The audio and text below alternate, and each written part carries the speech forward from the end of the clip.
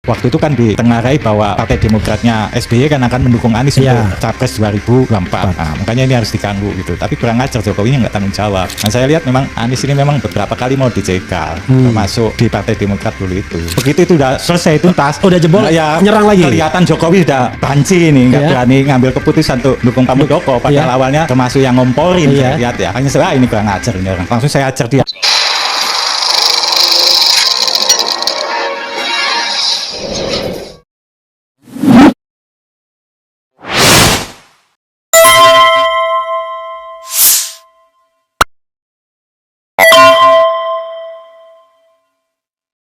Assalamualaikum warahmatullahi wabarakatuh. Waalaikumsalam. Sobat RH sekalian, jumpa lagi kita di channel yang keren ini.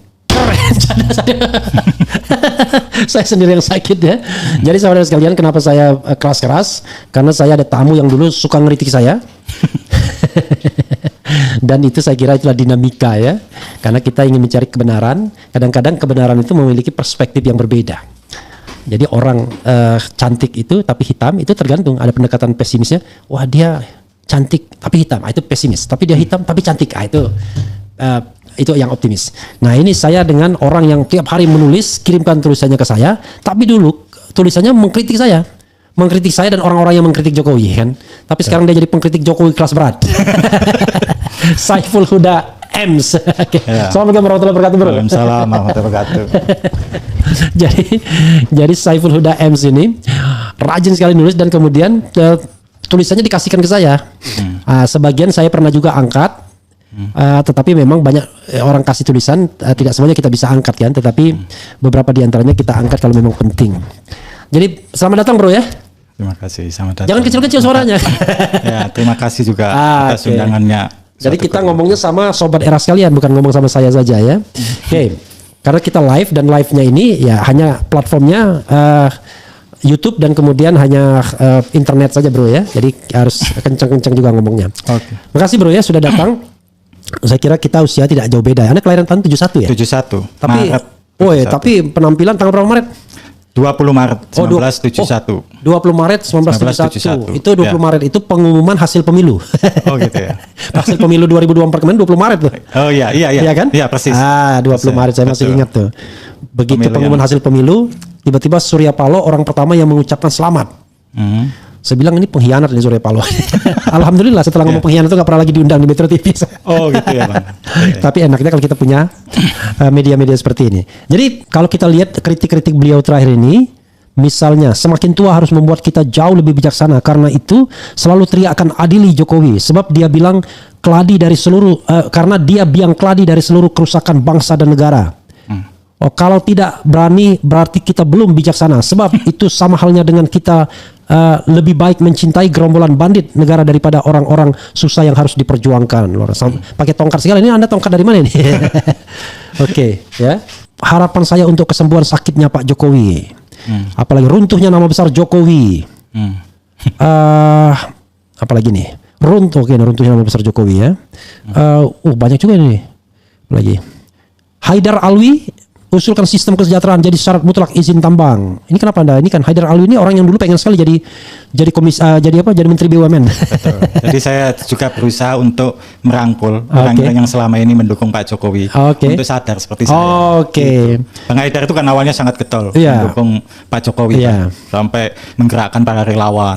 Keluar duit ya kan, keluar biaya gitu. Dijanjiin aneh-aneh sama Jokowi tidak pernah diwujudkan. Makanya saya bilang udah ikut gerakan saya aja. Kita lawan Jokowi. Dia dulu apa ya anunya? Haidar Alwi Institute itu. Oh Haidar Alwi. Tapi ada juga kayaknya barisan Haidar apa gitu. Alwi Care atau apa gitu. Oh iya. Gitu. Kemudian ini baru saja nih. Ada Raja Ampat, ada pula Raja Empat. Raja Ampat itu kawasan yang dirusak, sedangkan kalau Raja Empat itu para perusak. Mungkinkah mereka yang disebut Raja Empat itu Jokowi, Luhut, Tito dan Bahlil? Saya hanya tanya loh, barangkali ada yang bisa jawab. Yang ini mancing-mancing Anda ya. Oke. Sekarang kegiatan apa bro? Ya saya kan lawyer juga. Oh lawyer di? Kongres Advokat Indonesia KAI. Oh KAI ya, Kongres Advokat Indonesia. Iya. Jadi Kongres Advokat itu lembaga yang berdiri setelah Mulia Lubis dipecat. Kalau nggak salah gitu ya. Dia yang mempelopori Kongres Advokat ya, bukan ya? Iya. Kan? KAI itu dulu kan sama Bang Buyung, Adnan Buyung. Iya, makanya dia ya yang mempelopori kan. Gara-gara Pradi main pecat Mulia Lubis saja ya. Nah, oke. Kemudian dulu waktu Jokowi apa? Saya itu dulu mendirikan Ormas Ya. Harimau Jokowi. Oh, Harimau Jokowi. Ya, Oke. itu saya ketua umumnya. Ya. Nah, itu pengurusnya mayoritas itu lawyer. Oke. Mayoritas lawyer, terus kemudian ada politisi, ada pengusaha, jurnalis yang termasuk gerilyawan jurnalis kayak Trio Macan dulu. Oke. Itu ada di situ dulu. Oh, Trio Macan juga ikut Anda juga? Berapa iya. Wah, Anda orang berbahaya berarti ada Trio ya, Macan segala. termasuk Aji, Mas Satrio Aris Munandar dulu juga kan. Oke. Itu Harimau Jokowi dulu. Terus ketua-ketua organisasi advokat, Ya. itu termasuk kan Cucu Irnanto itu Ya. dulu wakil ketua Dewan Pembina. Kalau pembinanya kan Pak Muldoko waktu itu. Harimau Jokowi itu. Iya, Luar biasa. saya ketua umumnya. Ya, lalu? Nah, terus kemudian ya itu ada beberapa teman-teman lawyer kayak ketua umum Pradan juga Indranas Kau kayak gitu. Terus itu tadi Cucu Irnanto, ada lagi siapa dulu teman-teman dari Pradi kayak Profesor Leonas Priyatna kayak gitu. Luruskan bro, nanti takutnya jatuh. Iya. Nah, ya. Profesor Leonas Priyatna kayak gitu. Oke. Banyak dulu teman-teman dari lintas organisasi advokat. Gitu. Oke. Juga lintas politisi lintas partai. Ada Oke. juga di sana. Anda sendiri politisi sebenarnya? Enggak juga, aktivis saja. Walaupun saya beberapa kali pernah masuk di partai politik. Oke, partai apa aja? Saya dulu termasuk salah seorang penggagas partai baru sama Sri Bintang Pamungkas. Partai Pudi. Pudi itu sebelum PRD ada itu. Oh, jadi Pudi, Anda Pudi ikut juga? Iya, saya dulu ketua Jawa Barat. Udah lama berbahaya berarti Anda. Selain Pudi apa lagi? Pudi terus pernah di PKB. Pernah karena, PKB? Ya, karena tahun 2004 kan sudah nggak bisa ikut pemilu Pudi kan. Iya. Nah, saya PKB. Begitu PKB Gus Dur dikeluarin, Iya. waktu itu saya keluar juga dari PKB. Terus 2009 pernah di Hanura. Iya. Ya. Terus sempat juga di Gerindra tapi cuma beberapa bulan karena saya kesihir sama kayak Jokowi itu waktu itu ketipu lah. Ya. Kok saya Gerindra keluar. kesihir Jokowi? Ya, enggak, saya akhirnya keluar dari Gerindra waktu Ya, itu. kenapa apa hubungannya Gerindra sama Jokowi? Enggak, saya pikir wah ini lebih cocok untuk dimunculkan jadi capres masa depan waktu itu. Jadi saya di Gerindra Jokowi. Ya, Kan Jokowi. Gerindra kan Prabowo. Prabowo, makanya saya keluar. Saya anggap ada yang lebih pantas qualified untuk jadi calon presiden. Ini 2024 berarti ya? Ya, Oke. bukan 2010 itu. 2010. Ya, Gerindra pertama kali berdiri itu saya gabung. Oke, berarti kan kalau sorry, Ya, terus waktu itu kan sorry, Anda yang lompat sih ya. Maksud Anda pertama pengen gabung sama Gerindra kan? Ya. Gerindra Prabowo. Ya. Tapi begitu ada Jokowi, wah ini kayaknya lebih oke iya, gitu. lebih sederhana kan, Iya, iya. kayaknya kan gitu. Iya, iya. Rakyat nggak Iya. ada jarak. Nah itu yang saya idam-idamkan waktu itu. Oke. Makanya saya dukung mati-matian. Tidak hanya Anda ketipu, saya juga ketipu. Iya, tipu. Oke. Gitu. Malah akhirnya nantang Prabowo waktu itu saya nyerang Prabowo terus. Ya, awal-awal lo ya. Oke, it's okay, nggak apa-apa. Kita kan Ya. bicara hal yang subjektif. Ya. Pada pemilu 2024 Anda pilih siapa? Anda ikut tim sukses nggak 2024? Ganjar. Oh Ganjar. 2024 Anda apa? Tim apa? Bukan, saya relawan aja. Relawan Ganjar. Jadi dari Harimau Jokowi Ya. disingkat Harjo, saya ganti menjadi Harimau Ganjar Hajar. Oh Hajar. Jadi malah ngajar Jokowi terus. Oke. Oke, menarik ya. Oke. Kita simpan ya. Oke. Ya. Kalau berarti Anda termasuk orang yang hijrah ketika Jokowi mendukung Prabowo, begitu ya? Betul. Berarti Anda termasuk pasukan hijrah terakhir kan? Bukan. Aslinya itu saya itu di periode kedua pemerintahan Jokowi tahun 2019 Ya. itu saya sudah melihat ada kejanggalan. Oh, sudah hijrah di situ. Iya, tapi belum Belum kafah. Belum kafah. Oke. Saya sempat ganti Harimau Jokowi dengan Harimau Perubahan. Oke. Nah, tapi karena waktu itu Anies juga kan mengusung perubahan, Ya. saya dikhawatirkan saya membelot ke Anies. Ya. Padahal itu kan dulu yang saya lawan kan. Ya. Akhirnya saya bingung, saya ganti lagi. Jadi? Terus muncul Ganjar, saya ganti aja Harimau Ganjar aja. Oke. Tapi di situ sudah terjadi polarisasi di Oke. kepengurusan Harimau Jokowi itu. Oke, Gitu. jadi Anda sekarang ini Hmm. termasuk pengkritik Jokowi kelas berat sejak 2019 tapi 2019. sempat stagnan juga. Oke. Karena waktu itu saya diajak untuk bergabung sama Partai Demokratnya Pak Muldoko Ya. untuk menghajar AHY sama SBY. Ya. Nah, jadi waktu itu saya jadi Kepala Departemen Komunikasi dan Informatika Ya. DPP Partai Demokrat, hasil KLB Sibolangit, pimpinan Pak Jenderal Purnawirawan Tahun TNI, 2023 itu ya? 2021 sampai 2023. Oke, 2021 2023. Iya, 2022 atau 2023 gitu. Ya. Luar biasa berwarna Anda. Nah, Oke. jadi itu saya tahan serangan Oke. ke Jokowi. Begitu itu udah selesai tuntas. Udah jebol, nyerang lagi. Kelihatan Jokowi udah banci ini, nggak Ya. berani ngambil keputusan untuk dukung Pak Jokowi. Padahal dukung siapa? Pak Muldoko. Padahal Iya. awalnya termasuk yang ngomporin Iya. saya lihat ya. Hanya saya ini kurang ajar ini orang. Langsung saya ajar dia. Oke, Tanpa permisi sama Pak Muldoko. Oh, Anda Nah, gitu. sebenarnya memiliki hubungan historis yang baik sama Muldoko.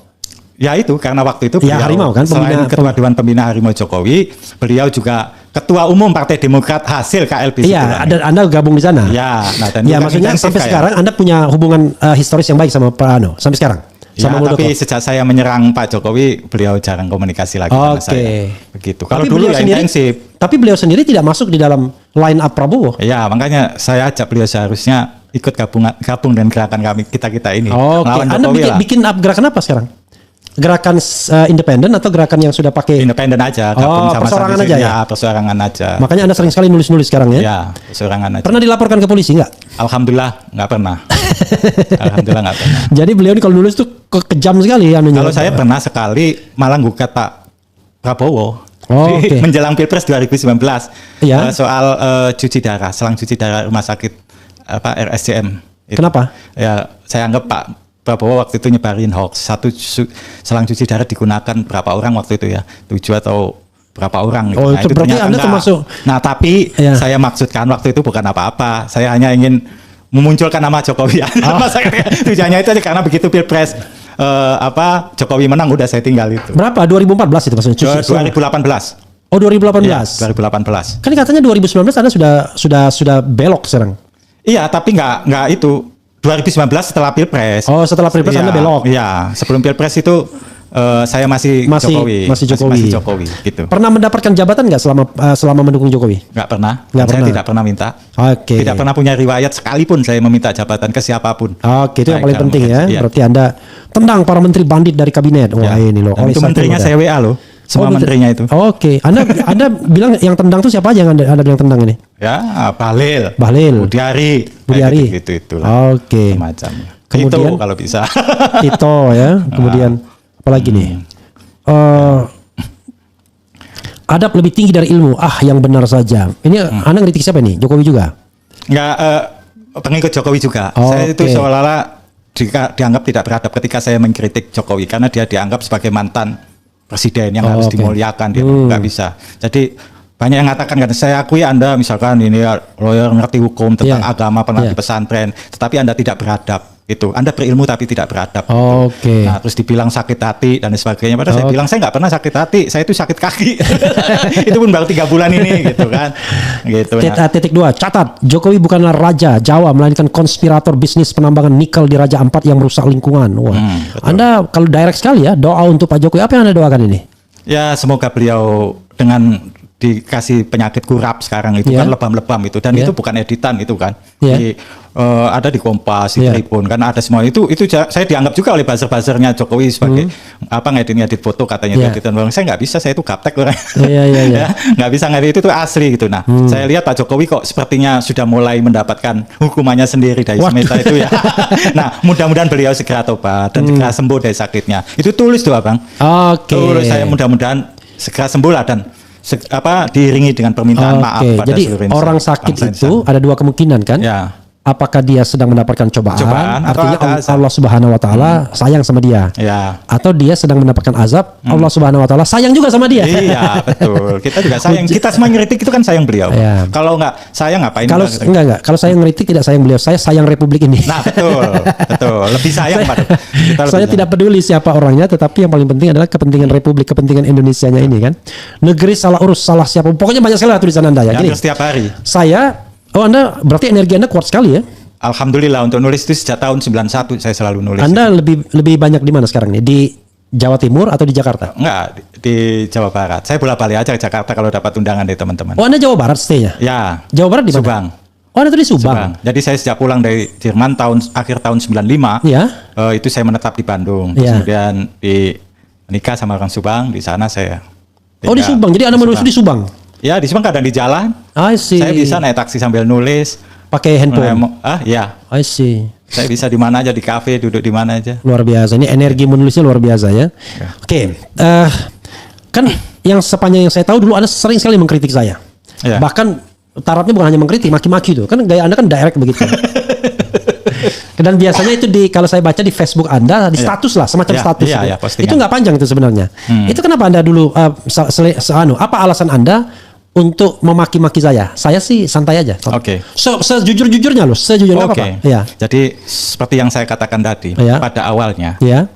saya tuh melihat Pak Jokowi itu sosok yang sangat sederhana, Oke. jujur, Oke. orang kampung, ya pengetahuan intelektualitasnya sebetulnya rendah. Ya. Kalau saya lihat, apapun bisa dilakukan oleh Pak Jokowi kecuali pura-pura pinter. Oke. Itu dia. Karena memang begitu. Oke. Tapi saya melihat Menarik ya, kita ulang ya. Apapun bisa yang dilakukan bisa oleh Jokowi kecuali pura-pura pinter. kecuali pinter. Karena untuk jadi pura-pura pinter dibutuhkan kepinteran. Iya, Gitu. Mohon betul. maaf aja, ini bukan kenyataannya begitu. Iya. Gitu ya. Nah, tapi saya waktu itu melihat beliau ini sosok yang sangat sederhana, jujur, bajunya cuman putih, celana hitam atau Yeah. baju kotak-kotak gitu aja Yeah. kan, kayak nggak pernah ke salon, mukanya Yeah. pertama kalinya itu loh, Yeah. agak-agak kurus Yeah. gitu sederhana. Nah itu yang membuat saya simpatik sama beliau. Makanya saya ajak beberapa teman-teman, saya coba kiring, ayo kita dukung Pak Jokowi lah. Yeah. Ini ngadepin bandit-bandit negara ini, Yeah. diperlukan orang gini, nggak perlu pinter-pinter amat, karena orang-orang pinter juga banyak yang nipu gitu ya. Yeah, yeah, Ini orang yeah. sederhana, ayo kita dukung gitu. Nah tapi kok dalam perjalanan kok kacau gitu ternyata. Oke. Semuanya hanya pencitraan gitu. Tapi Anda belum jawab kenapa saya makin Iya, saya. jadi awalnya gitu. Iya. Maka saya berusaha untuk ngajak teman-teman, Iya. ayo gabung dukung Pak Jokowi dan kita lindungi Pak Jokowi. I see. Nah, saya lihat di periode pertama Pak Jokowi itu seperti sangat lemah sekali. Serangan terhadap Pak Jokowi gencar banget, Iya. termasuk 212. Iya. Nah itu saya lihat kok pemerintah nggak berdaya ngadepin gini nih. Oke. Jokowi kelihatannya nggak berdaya. Iya. Maka saya perlu bentuk ormas gitu ya. Banyak waktu itu juga teman-teman orang-orang yang menghubungi saya, Mas, kenapa nggak bikin organisasi atau apa yang melindungi kami ini dari persekusi? Waktu itu kan rame-ramenya persekusi kan, bullying Iya. dan sebagainya. Saya bilang saya bukan siapa-siapa gitu. Gitu. Tapi Mas kan jaringannya banyak. Oh, saya pikir bisa juga. Akhirnya saya bentuk itu Harimau Jokowi. Oke. Jadi saya kesankan di sini kita itu sebagai penjaga Jokowi, pelindung Jokowi ya. Kalau Jokowi nggak berdaya, pemerintahan nggak ada di kelompok-kelompok radikal. Nah ini harus maju. Maka dari Oke. itu saya wajibkan saat itu semua pengurus Harimau Jokowi itu harus lawyer dan bisa bela diri. Saya katakan gitu. Oke, Harimau Jokowi itu Ya. ada di berapa provinsi atau berapa kota? Oh dulu banyak bang, cuman kita kan nggak ada dana, nggak ada apa, jadi hanya sempat melantai beberapa daerah nggak aja. kayak Projol ya Oh gitu itu beda lagi, itu bentukan. Iya, Ada iya. bottom up, ada Iya. top down kan, Oke. gitu. Nah kita yang dari bawah, kita benar-benar tulus mendukung Jokowi saat itu, Iya. gitu. Jadi kalau ada kelompok-kelompok radikal kita hadapi. Oke. Makanya di beberapa daerah itu berhadapan langsung dengan Termasuk kelompok-kelompok lapor polisi radikal. juga, tukang lapor polisi. Iya, tapi saya nggak Oke, pernah gitu iya. ya. Saya nggak pernah. Mungkin teman-teman daerah, Iya. teman-teman daerah yang gitu. Kalau Iya. saya hanya banyak bikin konsep, terus mengkritisi kebijakan-kebijakan Oke. itu besar aja global aja Iya. gitu. Nah, saya ngelihat Bang Refli Harun itu, Iya. saya sebetulnya mengkelompokkan dulu Iya. oposisi ini. Oposisi Jokowi ini ada yang ada Islam politik gitu. Iya. Terus saya satunya lagi kaum akademisi. gitu. Oke. Ya, walaupun itu akademisi juga Islam juga. Iya. Banyak Iya, juga. Pak, karena ada labelnya Islam Ya, politik tadi Islam kan? politik Iya. ada akademisi. akademisi gitu. Nah, Oke. untuk yang Islam politik ini saya serang keras, Bang. Oke. Kelompoknya Habib Rizik Ya, 212 pokoknya FPI itu lah habis-habisan pokoknya. ya. Iya. Padahal itu banyak juga teman-teman di sana, Iya, oke. sampai blogger-bloggeran gitu. Iya. Teman-teman saya juga sama teman-teman alumnus pesantren Iya. banyak yang blogger-bloggeran. Tetapi kalau untuk akademisi Iya. kayak Bang Refli Harun Iya. gini, Iya. Profesor Jimli Asidiki Iya. gitu kan. Nah itu saya kritik normatif aja gitu. Nggak Oke. terlalu keras sebetulnya Pak. Saya menghormati Iya. integritas Bang Refli kayak gitu. Saya sempat juga waktu itu debat sama Profesor Jimli Asidiki itu di WA. Kenapa kaum oposisi seolah-olah mau ditumpas macam Jokowi? Oposisi yang mana? Oh, pernah ini ke WA-WA gitu? Ya, saya kan selalu kalau nulis opini itu saya sebar ke tokoh-tokoh masyarakat. Ke yang bersangkutan? Iya. Anda gila juga. Iya, ke tokoh-tokoh masyarakat, ke pejabat-pejabat negara. Iya. Saya kayak ngeritik siapa aja menteri ini kayak menteri kesehatan kemarin ya saya Oke. kasihkan ke beliau Oke. tulisan gitu. Semuanya ke menteri-menterinya. Terus Berarti saya Anda gitu. punya kontak-kontak mereka dong? Saya punya. Oh, sih, Gitu. oke. Yo kan Itu Harimau Jokowi dulu Iya, grill ya. Nah, sampai itu lahirlah tulisan itu tadi diantaranya oposisi kehilangan visi Ya. dan semakin tidak jelas orientasinya. Ini tulisan apa ini? Disitulah itu ya saya ngeritik waktu itu kaum Ya. oposan termasuk Bang Refli di situ. Tapi tahun di dalam. 2021 ini Iya, ngeritiknya. 2021. Kan katanya Berarti bukan sudah lagi lama. 2021 katanya bukan lagi ikut Jokowi, kan 2019 tadi. Saya bilang kan tadi stagnan saya. Tahun 2019 sampai saya diambil Pak Muldoko waktu jadi kepala. 2021 ini Muldoko yang mulai Iya, nih. iya. Coba kita bacakan ya. Kita Iya. bacakan ya biar oposisi yang tak bervisi dan semakin kehilangan orientasi oleh Saiful Huda Ems. Di zaman Orde Baru, oposisi sangat digemari oleh kalangan muda, mahasiswa hingga kalangan tua, terutama bagi mereka yang berpikiran kritis dan militan. olehnya organisasi-organisasi kemasyarakatan di zaman Orde, terlebih lembaga swadaya masyarakat, mendapatkan apresiasi tersendiri di hati masyarakat. Semua kiprah pergerakan LSM selalu didukung dan ditunggu-tunggu oleh masyarakat kala itu, terlebih bagi masyarakat yang terdampak langsung oleh kebijakan pemerintah Orde Baru Soeharto yang saat itu sangat menyengsarakan mereka. Ini semua terjadi karena dua partai politik, PDI dan P3 serta Golkar yang saat itu malu-malu menyebut dirinya sebagai partai politik, tidak bisa memungsikan dirinya sebagai penyalur apalagi pejuang aspirasi rakyat. Baru di menjelang akhir kepemimpinan Soeharto muncul fenomena baru, yaitu mega bintang dan seterusnya ya. Kemudian apalagi nih, mana bagian ini? Oposisi dari zaman pemerintahan Jokowi ini sebenarnya bukanlah oposisi, melainkan sebuah gerombolan yang asal melawan dan tamak serta rakus akan uang, jabatan atau kekuasaan. Jika oposisi sejati di zaman Orde Soeharto menyuguhkan berbagai ide alternatif untuk menjadi bahan perbandingan dari kebijakan pemerintah, maka oposisi di zaman pemerintahan Jokowi hanya gemar menyuguhkan berita-berita hoax yang syarat provokasi, bukan hanya akan berakibat terjadinya perbenturan antara rakyat dengan pemerintah, melainkan berpotensi membenturkan rakyat dengan rakyat, pemeluk agama satu dengan pemeluk agama lainnya, dan seterusnya. Dari berbagai kajian yang saya lakukan, jika saya membuat suatu perbandingan antara oposisi di zaman Soeharto dan di zaman sekarang sebagai berikut. Oh, aduh, apalagi nih? Oke. Nah, itu ada yang saya sebut Bang Refli juga. Ya? Oke, mana? Coba. Oke. Oh, ada nyebut saya ya? Ya, ada. Oke. Adalah sebagai berikut. Oke, bentar. Tadi yang sadarnya sebagai berikut. Dahulu di zaman Orde, kaum oposisi gemar membaca buku, gemar membaca berita mulai dari surat kabar mainstream yang ternama hingga surat kabar atau media-media alternatif. Lalu mereka mendiskusikan satu sama lain, kemudian melebarkan sayap pengaruh pergerakan melalui pembentukan jaringan aksi di berbagai kota dan daerah hingga ke mancanegara. Mereka juga gemar mendatangi langsung masyarakat yang menjadi korban kebijakan pemerintah dan menjadi pagar betis perlindungan rakyat dari aksi kesewenangan. Begitu juga beberapa politisi di Senayan yang masih memiliki wawasan dan memiliki komitmen juang, mereka akan datang dan menyatu dengan para pejuang. Visi mereka jelas, orientasi perjuangan mereka jelas, terwujudnya Republik Indonesia yang demokratis dan beradab. Oposisi di zaman sekarang, saya agak lompat-lompat sedikit ya. Oposisi di zaman sekarang tidak lagi diikuti oleh pejuang demokrasi yang idealis dan militan, yang berani hidup apa adanya. Tidak lagi diisi oleh akademisi jati yang kredibel, berintegritas dan memiliki tanggung jawab moral tinggi untuk mencerdaskan mahasiswa di kampusnya, apalagi mencerdaskan masyarakat di luar kampus, melainkan diisi oleh akademisi mantan pejabat yang merasa harus berbalas budi pada Bapak Mangkra, Bapak Taliban, Bapak Cendana dan lain-lain. Maksudnya Bapak Mangkra itu apa? SBY. Oh, SBY. Dulu kan beliau dikenal sebagai. Iya, banyak mangkra ya. Bapak Taliban. Bapak Taliban siapa? Habib Rizik. Habib Rizik. Bapak Cendana Soeharto. Prabowo. Oh, Prabowo. Yang dahulu pernah membuatnya jadi pejabat terhormat, populer dan kaya.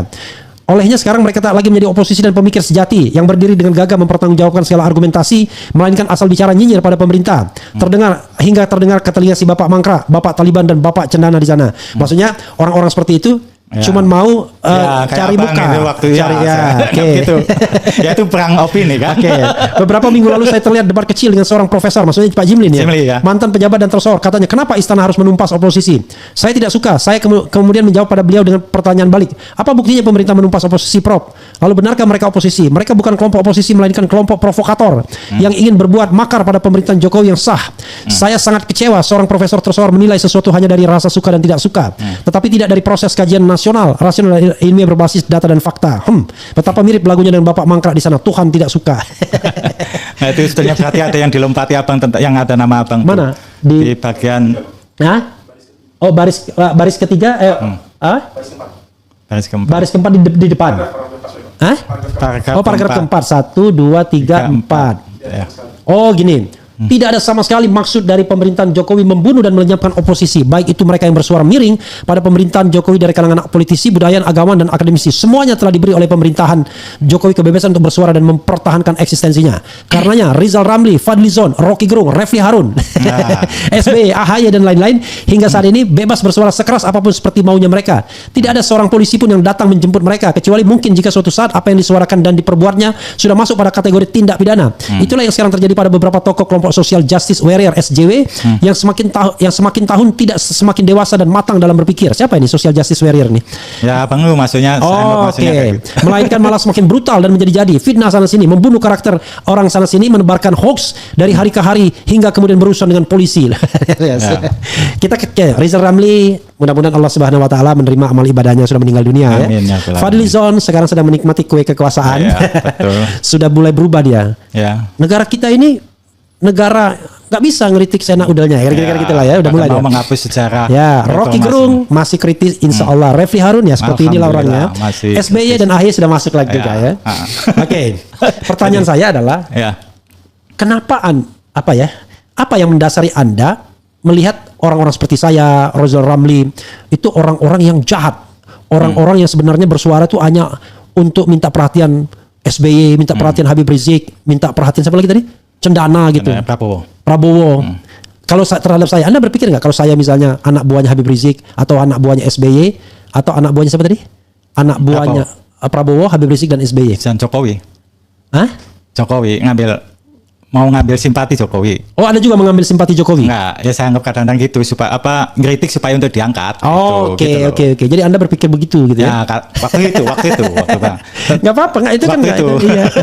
Tapi kan sebagian ada yang terbukti benar. Waktu itu kan sebagian terbukti benar. Ya kan di lobi diajak makan di rumah makan Makjum Jogja terus jadi menteri kan. Walaupun cuman dalam beberapa bulan. Fadlizon nggak salah dong, dari dulu dia memang pengekornya Prabowo kan. Makanya saya bilang tadi kalau untuk akademisi kayak Bang itu sebetulnya saya diam-diam juga ngasih hormat tentunya. Iyalah, kayak Profesor Jimli juga itu. Enggak, kalau saya tadi begini ya. Memang fitnah yang terbesar itu adalah jabatan. Ya. Makanya kemudian saya bilang sampai 2029 saya tidak akan terima jabatan apapun. Karena ketika kita mengkritik, bayangkan saya diundang saja oleh Menhan sebagai ketua harian DPN. Wah, sudah mulai muncul fitnahnya. Wah, ini Refli Harun kemarin wartawan ngeledek saya, ini mau jadi komisaris lagi ya. Saya bilang jangan kan komisaris, jadi menteri aja saya menolak, saya bilang kan. Artinya bukan berarti saya ditawarin, enggak. Karena saya sudah menutup pintu itu ketika tim Prabowo mau memasukkan saya sebagai tim sukses mereka atau tim kampanye mereka di tahun 2023 awal. Jadi pada waktu itu bulan puasa dan habis puasa. Saya udah menutup pintu kepada mereka karena mereka dekat sama Jokowi. Masalahnya kan begitu. Bagi saya di endorse Jokowi, apalagi wakil presidennya Gibran, secara moral standing void. Sudah batal. Nah, saya tidak habis pikir kalau orang mempersatukan moral kemudian mau bisa mempersatukan Jokowi Gibran dengan Jokowi. Tapi kalau mereka mengatakan ini bukan moral standing, ini adalah strategi politik, kita hormati kan? Tapi kalau dibilang moral standing, wah nggak bisa.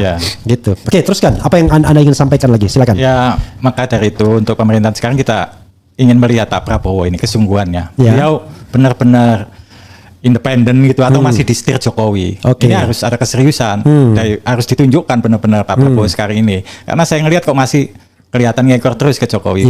Jangan-jangan ketipu sama kita. Pak Prabowo juga kan sudah beberapa kali ketipu sama Jokowi juga kan. Mulai di Pilpres 2014, 2019 gitu kan. Nah, masa nggak sadar dengan itu Bang? Bahkan Pak Hasim Joyadikusumo juga sudah mengeluarkan dana besar untuk Jokowi waktu itu.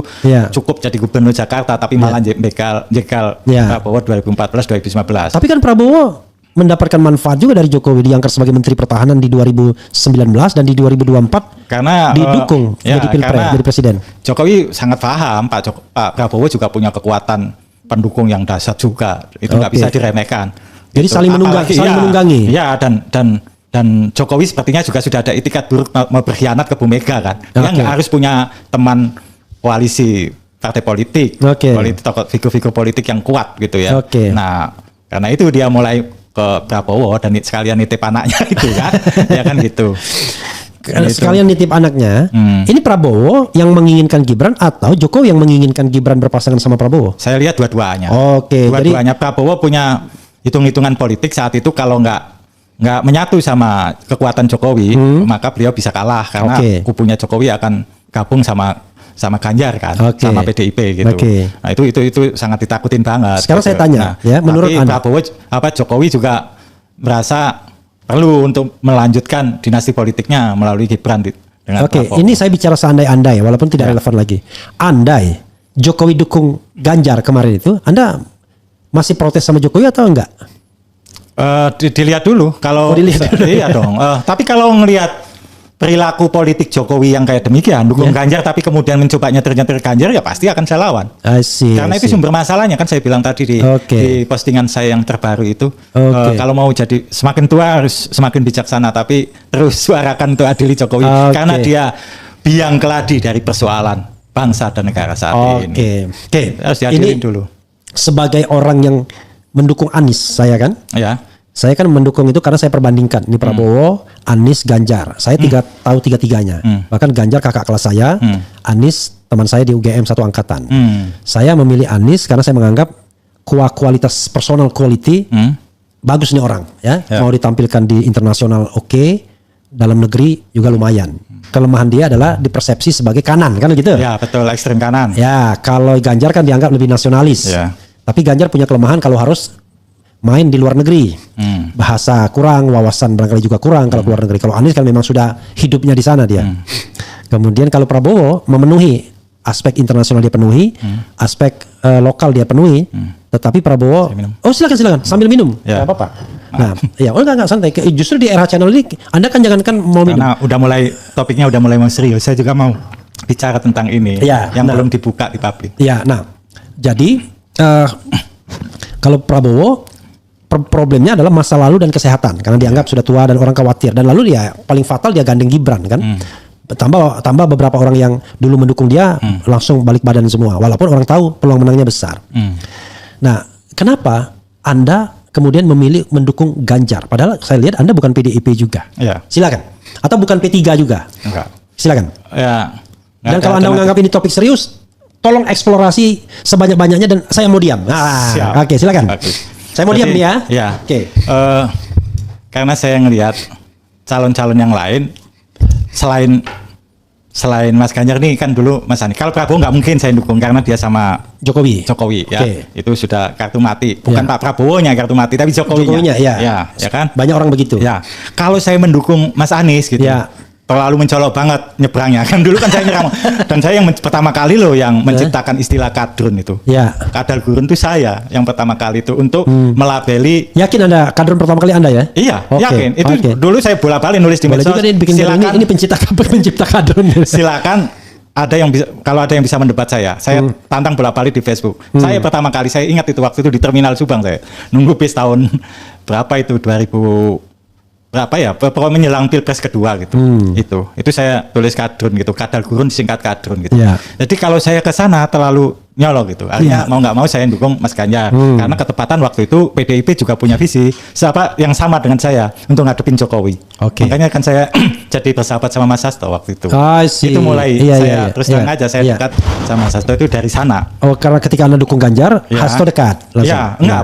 Sebetulnya bukan karena dukung Ganjarnya mungkin ya, tapi karena serangan saya ke Jokowi semakin intensif dan saya kan mungkin dikategorikan bukan kelompok ekstrem kanan kan. Musuh dari musuhmu adalah teman saya. Iya, Nah, gitu. Oke, Jadi silakan. ini dianggap kubu nasionalis yang muncul menyerang siapa Jokowi dan itu kan bukan hanya saya, kemudian diikutin Denny Siregar, Rudi Kambri, kan, Islah Barawi, kita semuanya dulu kan dukung Jokowi, tapi kemudian berbalik gitu kan. Nah, karena di situ terus akhirnya Islah Barawi itu juga suka ngeritik saya, Denny Siregar juga ngeritik saya, Rudi S. Kambri juga pengkritik saya gitu. Tetapi tidak untuk menjelang Pilgub DKI Jakarta 2024 kemarin. Ya. Itu saya entah kenapa saya kok punya kesamaan sepertinya pikiran sama Mas Hasto. Jadi gini, Hasto Kristianto. Kalau kita ini saling benturan terus kanan kiri atau manalah inilah istilahnya apa gitu. Pokoknya oposisi ini benturan terus. Kita kalah terus, minoritas terus gitu. Dan saya juga sadar bahwa selama ini kita ini diadu domba aja sama Jokowi untuk bergaining politik dia. Pertama kita diadu dengan kelompok kanan kan. Terus kemudian menjalar kan sekarang bahkan dulu cebong sama ibu sekarang kita berantem juga kan. Nah, dan sana sini terus. Jadi kalau kita nggak bersatu, maka kita akan jadi minoritas terus, kalah terus kita. Harus gabung. Nah, entah kenapa juga kok ada muncul keberanian wacana waktu itu saat itu PDIP mau menggabungkan munculkan Mas Anies untuk menjadi gubernur Jakarta. Ingat nggak? Iya. Bukan lagi ingat. Saya sudah bikin ketika dia pamit sama emaknya, saya udah bikin siap-siap deklarasi.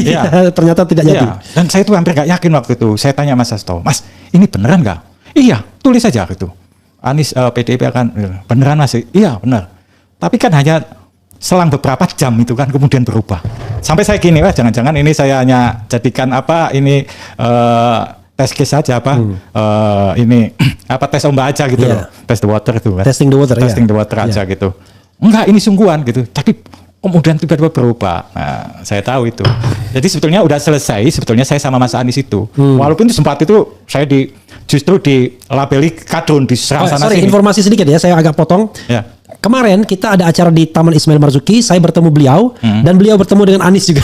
Ya, makanya fotonya nggak saya posting. Kan ada saya foto sama Bang Refli sama Anies kemarin, tapi sama Mas Anies nggak saya posting di medsos. Saya khawatir saya nanti dilabeli kadrun lagi, saya diserang kadrun. Padahal saya pertama kali nyiptain kadrun tuh. Oke, teruskan. Gitu. Padahal sebetulnya aslinya sudah selesai sama Mas Anies itu. Kita harus gabung gitu. Kelompok nasionalis dan anggaplah sama kelompok akademisi kritis sama Islam politik, kita harus kita gabung sekarang. Lawan kita Jokowi. Itu kita sekarang selama ini dipecah belah. Nah, tanda keharmonisan kita. Saya kira bukan lawan Jokowi ya, mungkin Jokowi sebagai simbol ya, simbol kemarukan ya, keserakahan gitu. Oke, silakan. Dinasti politik, simbol itu. Nah, kita harus gabung gitu. Karena toh asalkan nggak hal-hal yang sifatnya substantif, misalkan sampai merubah dasar negara dan sebagainya itu. Saya yakin kan nggak sepakat kayak Bang Refli kayak gitu dari dulu juga. Nah, itu kita harus bergabung gitu. Tapi sayang waktu itu ya, begitu mau ngusulin Mas Anies itu, kok tiba-tiba nggak jadi. Berubah, nggak jadi. Menurut Anda kenapa berubah? Informasi yang Anda dapatkan, ada nggak dapat informasinya? Ada yang mengancam mengundurkan diri dari partai itu. Mengancam mengundurkan diri dari partai? Itu kalau sampai Anies yang diusung. Kok hebat sekali itu orang itu? Ya, cuma Ahok doang. Kan Ahok kan? Enggak, saya nggak nyebut tahu lah. Ya tapi kata tiga orang yang saya dengar. Kata orang salah satunya Ahok kan? Aduh, saya nggak mau nyebut. Iya kan? Ya, salah. Iya. Pokoknya ada itu sudah terdengar. Ya. Salah satunya Ahok. Ya, tapi Mas Hasto sangat sungguh-sungguh waktu itu benar-benar mau sama ya. Mungkin ketemunya juga lah. Itu solusinya begini, kalau kita nggak mau terpolarisasi bangsa ini, ya harus merangkul mereka. Dan itu sungguh-sungguh. Tapi karena ada yang main ancam kayak gitu tadi, ya akhirnya batal. Aku juga kaget. Masa Megawati tunduk sama Ahok? Ya, itu kan Ahok kan anak kos juga. Saya nggak bilang Ahok loh, nggak bilang itu Bang Refli ya. Ada orang pokoknya bilang, ada katanya beberapa Ahok, kata orang sih ya. Ngancam mundurkan diri dari karena Ahok kan anak kos juga dia kan. Anak kos juga dia Ahok. Oh, nggak tahu. Itu nggak, maksudnya anak kos dia kan juga baru gabung. Pendatang kan. Iya. Bisa. Gitu. Cuman saya nggak mengatakan beliau itu Bang Refli. Pokoknya ada 2-3 orang yang ngancam mundurkan diri. Itulah yang terjadi sampai detik-detik terakhir Mas Anies batal. Padahal waktu itu kalau sampai jadi diusung oleh PDIP, wah itu bagus itu kita. Bagus bagi PDIP juga ya? Ya, bagus bagi PDIP. Untuk 2029 itu PDIP sudah punya calon tuh. Ya, dan kekuatan oposisi juga bagus gitu, gabung gitu kan. Itu. Kalau sekarang kan tanggung tuh Pramono. Nah, saya lihat memang Anies ini memang beberapa kali mau dijegal, termasuk ya di Partai Demokrat dulu itu. Jokowi kenapa dulu banyak mendukung kita? Sebenarnya aslinya itu jegal Anies. Iya, karena kalau untuk kriminalisasikan Anies lewat kasus Formula itu terlalu nyolok. Ya. Nah, waktu itu kan ditengarai bahwa Partai Demokratnya SBY kan akan mendukung Anies untuk Capres 2024. Nah, makanya ini harus diganggu gitu. Tapi kurang ajar Jokowi nggak tanggung jawab. Gitu, Anda sudah ikut terjun ke sana, tiba-tiba dia tinggalkan gitu. Ya kita kalah terus kan di pengadilan. Padahal apa susahnya gitu loh. Ya, karena dia menguasa. Padahal dia gitu. Ternyata apa? Yaitu setelah berhasil membuat AHY datang ke istana dia dan mau gabung sama Jokowi, sudah itu misinya selesai. Selesai gitu. Ya, itu yang buat saya kecewa. Jadi semuanya ini hanya bergaining kekuasaan aja. Jadi jangan lupa Sobat Era sekalian, AHY itu gabung dengan Jokowi itu gabung dengan kekuasaan itu bukan pada zaman Prabowo tapi zaman Jokowi. Ya, akhir masa jabatan Jokowi. 6 bulan sebelum pemerintahan selesai kan? Dengan alasan macam-macam lah ya kan? Gitu. Nanti dianggap misi kita selesai sepertinya begitu. Padahal awalnya ya nggak ada pilihan lain kecuali ini harus menang Demokrat kubu Pak Muldoko. Oke, maaf ngomong ya. Ada nggak yang bisa Anda bocorkan? Harus menang kubu Muldoko itu, apakah Anda pernah terlibat dengan pembicaraan dengan siapa misalnya? Atau dengan Jokowi? Pernah nggak? Agak berat juga sebenarnya. Tapi mudah-mudahan abang-abang saya yang di Partai Demokrat KLB, pimpinan Pak Muldoko dulu, ya paham lah ini. Apa saya ngomong ini jelasin semua untuk kebaikan kita semuanya. Ya. Sejarah memang harus dibuka ya. Iya. Kalau enggak Anda berdosa nanti. Karena Anda menyimpan sejarah. Kalau Anda mati, Anda tidak reveal sejarah itu, maka Anda berdosa nantinya. Pak Muldoko. Apa? Pak Muldoko ditanya sama Pak Jokowi. Iya. Bilang apa? Gimana Partai Demokrat itu? Yang Bapak urusin ini. Ya ini tinggal nunggu Bapak gimana. Kalau menurut Bapak gimana dibalik itu sama Pak Muldoko? Dan Pak Jokowinya jawab, kalau dikriminalisasikan si Anies ini terlalu nyolok. Oke. Formula itu terlalu nyolok, perlawan, bahkan bisa namanya tambah besar, Oke. besar. Ya, kita lihat dulu, pelajari dulu ini gitu. Jadi kalau yakin bahwa nanti bisa mendongkel SBY sama AY ini, Iya. Demokrat menang, batal mendukung Anies. Anies di situ dengan sendirinya akan terpuruk kan, Iya. akan gagal untuk jadi capres 2024 Iya. gitu. Nah, tapi setelah itu kok saya nggak dapat kabar lagi. Mungkin karena ya itu tadi Jokowi sudah berhasil melobi AHY Oke. untuk dijadikan menteri dan sebagainya. Mungkin Oke, itu. pertanyaan saya akhirnya adalah yang ngomong kepada Anda siapa tadi? itu waktu rapat khusus saya sama ketua umum itu tadi. Partai Oke, Demokrat. jadi langsung dari Pak Muldoko ya. Iya ngobrol, tapi ini khusus. Tapi nggak ada Pak Jokowinya.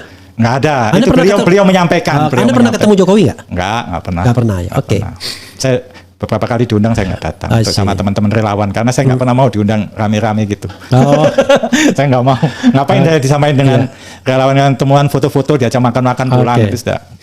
Oke. Nggak mau saya gitu. Kalau mau ketemu ngobrol serius apa gitu yang harus kita kerjakan sama untuk bangsa dan negara ini apa gitu. Kalau hanya untuk ketemu seneng-senengan foto-foto pulang gitu ajak makan-makan. Kan Anda pernah di Nggak mau. PKB ya. Kalau Pernah, saya ya. mengungkapkan teori ini misal ya, Ya. misal tapi belum tentu benar juga. Kan awalnya Anies AHY. Ya. Kelihatannya itu yang paling ditakuti, sama-sama muda, sama-sama gagah Betul. kan. Ya. Tiba-tiba mereka digantung soal Surya Palohnya. Ya. Padahal kalau Surya Paloh oke selesai kan, karena PKS ngikutin aja kan. Ya. Untuk Anies AHY itu. Tapi Surya Paloh yang nggak mau. Tiba-tiba masuk Muhaimin Iskandar Ya. melalui Surya Paloh. Ya. Langsung panggil Anies, langsung deklarasi. Bukan deklarasi lah, ya deklarasi. Ya. Tanpa ngasih tahu AHY. Di Surabaya itu. Di ya. Surabaya di gedung itu kan. Ya. Di hotel itu, Hotel Yamato ya. Ya, Hotel dulunya. Yamato. Nah, Dulunya Hotel Majapahit. ya. Masuk sana. Hmm. Menurut Anda, apakah ini konspirasi kelas berat? Mengingat reputasi Muhaimin dan reputasi Surya Paloh yang sebenarnya mereka ini kan pendukung kelas berat Jokowi. Ya. Jadi Anies memang bisa Sengaja. maju, Anies Caimin, tetapi Anies Caimin itu tidak sekuat kalau Anies AHY. Betul. Kalau Anies Caimin kan ternyata NU-nya juga nggak gerak juga. Di Jawa Timur ternyata PKB-nya juga nggak gerak-gerak Nggak amat gerak, gitu. betul.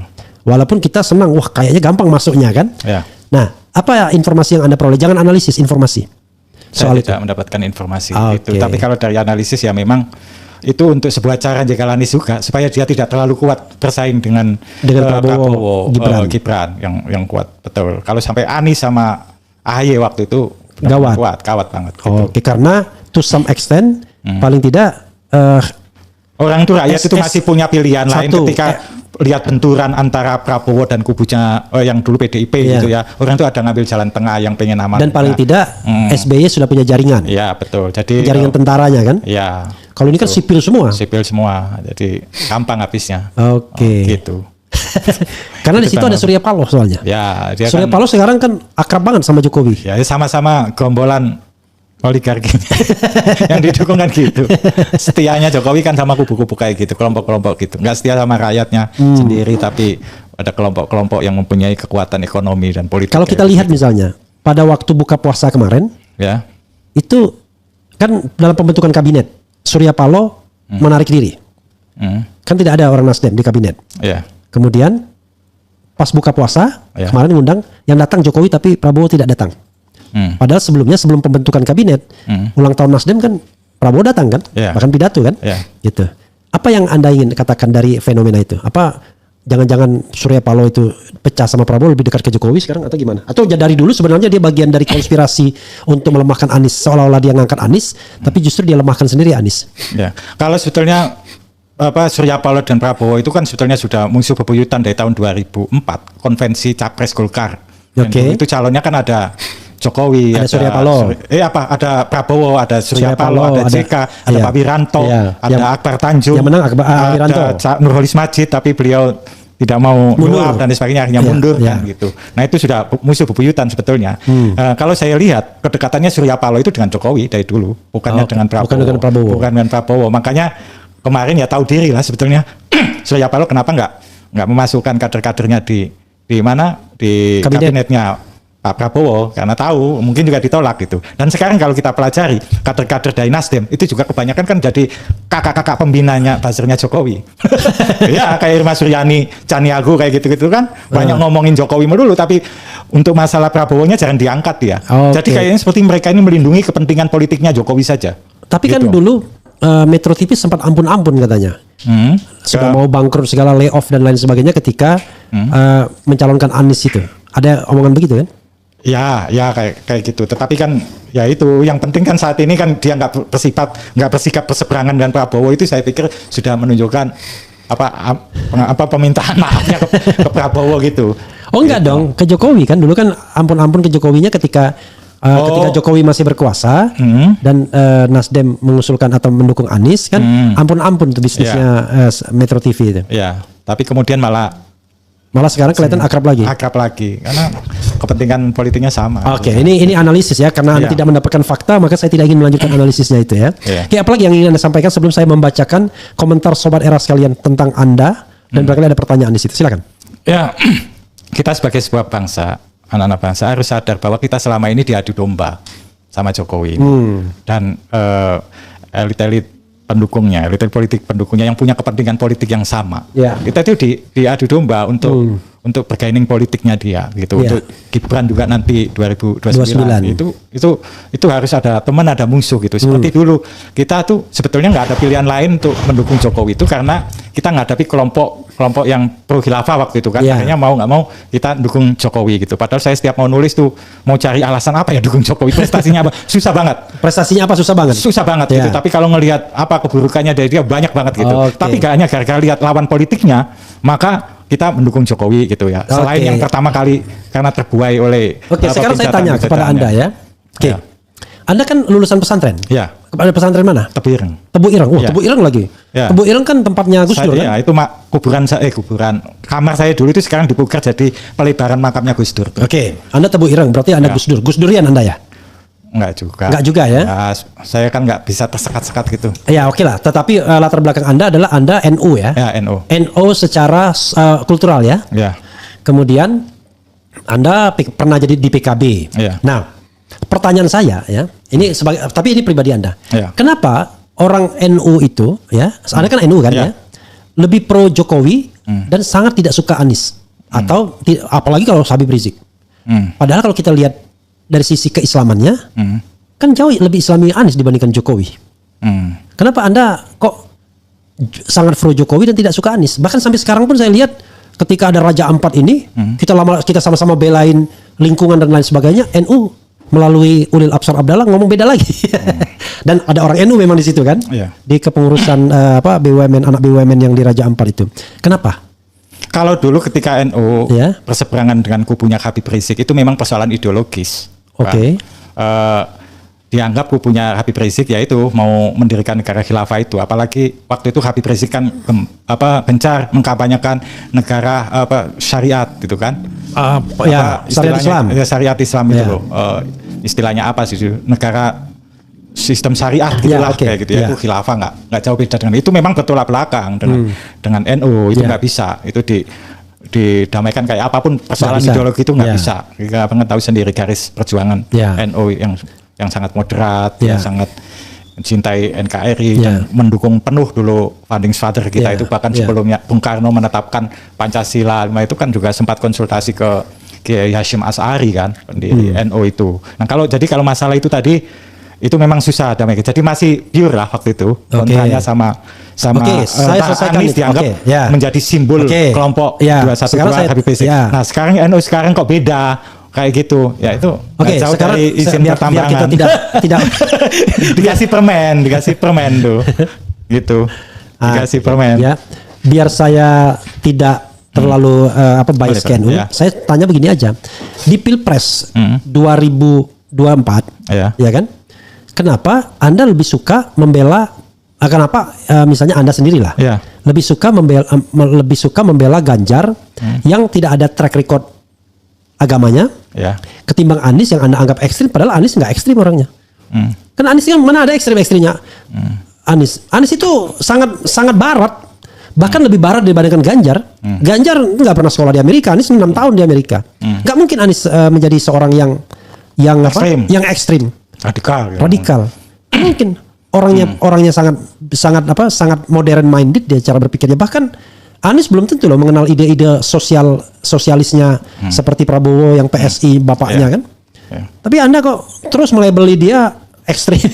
Dulu. Itu dulu. Nah di 2024 saya bilang kenapa Anda kok nggak padahal kan capable. 2024 saya belum pernah sekalipun menyerang Mas Anies lagi. Sih karena ada serangan baru. Iya.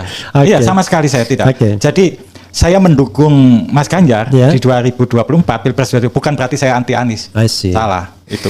Bahkan tadi saya bilang kan tekad saya itu saya justru pengen ini kelompok nasionalis dan kelompok Islam politik ini gabung gitu melawan kelompok penguasa yang anti demokrasi gitu. Itu pengennya gitu malah. Nah, saya lihat juga yang banyak berkolaborasi dengan saya, yang koordinasi pergerakannya dengan saya, visinya banyak yang sama. Itu juga teman-teman PDIP. Makanya saat itu saya mendukung Mas Ganjar gitu. Sangat ya. Nah, sekarang pertanyaan saya adalah ketika Anda melihat pemerintahan Prabowo Subianto, gimana perasaan Anda? Ya masih belum serius Pak Prabowo ini mimpin ini. Keberpihakannya belum jelas pada rakyat atau ke oligarki. Ya, itu belum jelas. Masih ada ketakutan dengan kekuatan Jokowi. Atau mungkin juga karena beliau tahu di sekitarnya ini 17 menteri lebih termasuk Wamen dan sebagainya masih banyak orang-orangnya Jokowi, termasuk Kapolri juga masih orangnya Jokowi. Dia belum berani mengambil sikap yang tegas untuk dia tinggal pecat aja, tinggal ganti aja kayak gini nih Menteri Dalam Negeri itu karena dia agak blunder kan ganti. Tapi dari awal Prabowo tidak mau mengganti, katanya nggak ada reshuffle katanya. Karena Pak Prabowo bukan orang revolusioner. Jadi bukan orang revolusioner. Jadi bukan orang yang dari kecil menderita ya. Betul. Jadi dari kecil udah hidup enak sehingga kecenderungannya dia pengen harmonis saja. Nggak biasa hidup susah. Hanya orang-orang revolusioner itu kan harus siap hidup susah, bahkan harus siap digantung seperti Saddam Hussein, seperti Gaddafi. Walaupun dia pernah terusir dalam tanda kutip dari negara ini, tapi di Jordania jadi pengusaha dia. Iya, jadi pengusaha. Bukan hidup susah dia. Saya harap beliau juga mengingat jasanya Bu Mega yang mengajak beliau pulang ke Indonesia dulu. Itu gabunglah dengan kekuatannya Bu Mega. Loh, bukannya dibalik? Bukannya dibalik? Dibalik gimana? Bu Mega gabung sama Prabowo, dia kan yang presidennya Prabowo sekarang. Iya, tetapi kekuatan civil society sekarang ini berada di tangan Bu Mega kebanyakan. Harus jujur, partai politik pemenang itu PDIP. Partai politik pendukungnya banyak di akar rumput gitu. Ya, yang selama ini berani berhadapan dengan Jokowi siapa? Kalau PDIP. Saya analisis, bisa nggak saya analisis begini? Memang pemenangnya itu PDIP karena akar rumputnya besar. Tapi sesungguhnya karena PDIP nggak diganggu. Kenapa? Karena targetnya Pilpres. Coba lihat, ada anomali kan? Harusnya yang juara pemilu itu harusnya Gerindra. Seperti SBY tahun 2009 kan? Menang SBY, menang pula Demokrat. Kan itu baru masuk akal kan? Tapi ini enggak. Tetap saja Gerindra nomor 3 padahal Prabowo menang. Anda merasa aneh nggak itu? Tapi sudahlah, karena Anda bukan pengamat ya kan? SBY tahun 2009 juga banyak melakukan kecurangan. Iya, karena itu dia menang kan? Iya, kecurangan. Maksud saya begini.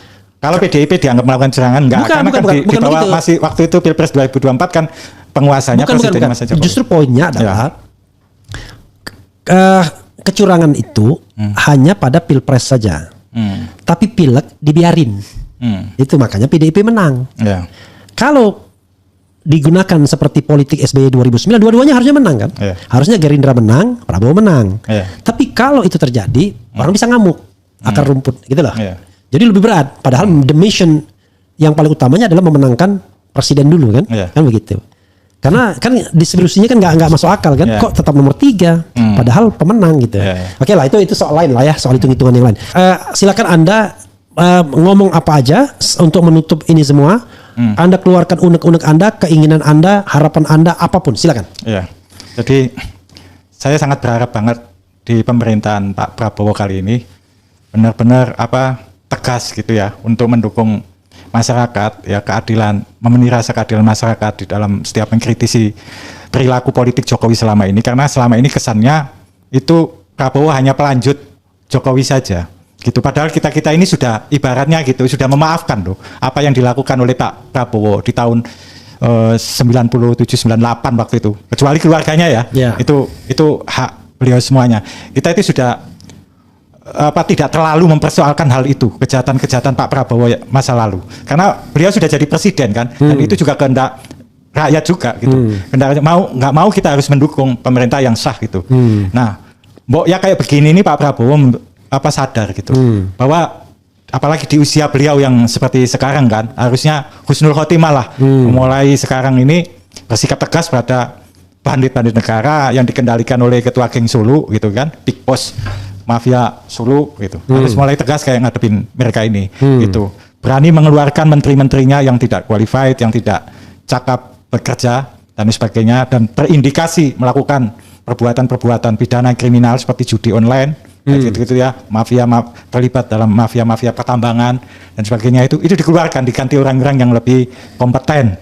Masyarakat itu kan banyak, ada Bang Refli Harun juga ini kan lebih kompeten gitu kan, banyak daripada beberapa menteri yang nggak berdaya seperti sekarang ini dan hanya dijadikan sebagai operator politik Jokowi saja.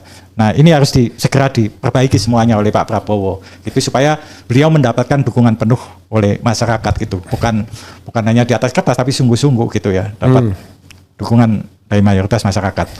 Itu karena kalau nggak begitu pemerintah nggak akan bisa efektif bekerja gitu, apalagi sekarang di tengah ancaman dunia sekarang itu kan krisis dan terjadi perangan di beberapa negara terakhir sekarang kan, Iran lawan Israel gitu kan, terus Rusia lawan Ukraina yang belum selesai dan sebagainya, yang ini nanti bisa lama-lama memicu perang nuklir, perang dunia ketiga. Kalau kita nggak siap semuanya itu kacau. Semua negara-negara sibuk semuanya berhadapan dengan luar rakyatnya juga gitu. Indonesia sibuk saling berantem masalah Jokowi saja. Dan Pak Prabowo seperti belum menyadari itu persoalan utama sekarang itu Jokowi ini diselesaikan dulu. Itu tadi orang-orangnya disingkirkan dulu dari kekuasaan gitu. Baru kemudian Prabowo menjadi pemimpin yang benar-benar independen, terhormat, dapat dukungan penuh dari rakyat, dan itu baru bisa dengan mudah menyelesaikan persoalan-persoalan bangsa dan negara ini gitu. Kalau sekarang kan orang setengah-setengah juga dukung Pak Prabowo gitu. Karena masih ada keterkaitan dengan mafioso Solo itu. I see. Gitu. Oke, sobat era sekalian, kuncinya adalah segera buang orang-orang Jokowi yang masih ada di pemerintahan. Dari situlah kemudian nanti Prabowo akan dilihat apakah dia akan berhasil menjadi pemimpin Indonesia yang menorehkan tinta emas atau tidak. Tetapi selama orang-orang Jokowi dan Jokowi masih bercokol di situ, paling tidak versi Saiful Huda EMS, dia sangat pesimis Prabowo bisa menorehkan tinta emas. Sekarang kan kesannya masyarakat ke Pak Prabowo itu dia hanya ingin jadi presiden, dan ketika sudah jadi presiden selesai gitu, nggak melakukan apa-apa gitu, hanya omon-omon gitu loh. Yang seperti dikritiknya ke Anies dulu. Padahal sekarang beliau juga omon-omon. Nah, Pak Prabowo harus bisa membuktikan bahwa beliau ini bukan presiden omon-omon gitu, tapi presiden yang benar-benar setia pada konstitusi, memihak pada rakyat dan sebagainya. Jadi mudah-mudahan Prabowo bukan presiden omon-omon, tapi presiden yang setia kepada rakyat. Dan menegakkan konstitusi, tidak melanggarnya. Wassalamualaikum warahmatullahi wabarakatuh. Waalaikumsalam. Keren, Cadas. Terima kasih Bang. Oke.